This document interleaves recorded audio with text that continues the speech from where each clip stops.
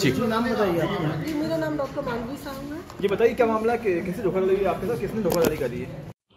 जी, मेरा नाम डॉक्टर मानवी साहू है। मैं टीकमगढ़ में हॉस्पिटल चलाती हूँ। मैं गायनेकोलॉजिस्ट हूँ। मैं आज भोपाल शिफ्ट होना चाह रही थी, यहाँ पर हॉस्पिटल डालना चाह रही थी, इसलिए मैंने यहाँ पर आके कुछ ज़मीन खरीदी।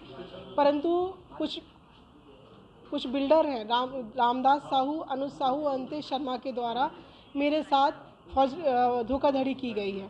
मैंने जो ज़मीन खरीदी वो 20 एकड़ की ज़मीन कोकता बाईपास पर है और पटवारी हल्का नंबर 20 हुजूर में आती है।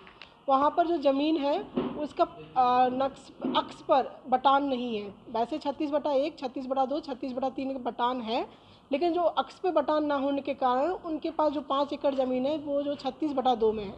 ये रजिस्ट्री 36/2 से करते हैं और पोजीशन 36/1 और 3 में दे रहे हैं।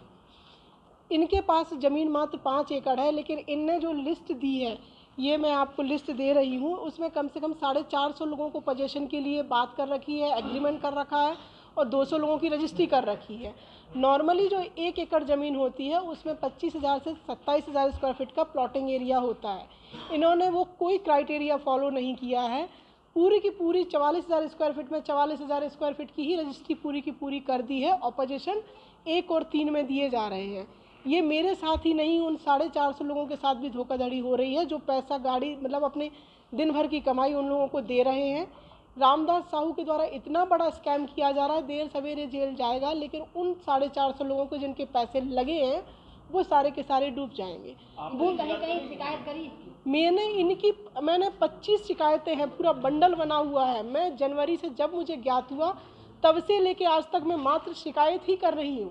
इस पर कोई कार्रवाई हुई है? किसी तरह की कोई कार्रवाई नहीं हुई है।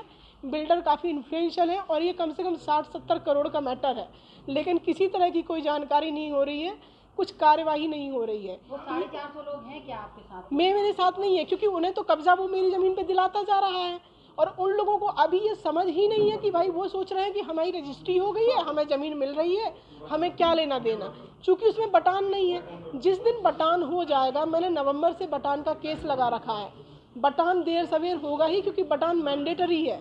मेरी 11.25 एकड़ ज़मीन है भाई। बटान का प्रोसीजर है जिसमें आप 1000, 800, 500 स्क्वायर फीट के प्लॉट का बटान नहीं होता, लेकिन 11.25 एकड़ ज़मीन का बटान होता है। बटान होगा तो फिर जिनको ज़मीन खरीदी गई वो मेरे सामने खड़े होंगे कि भाई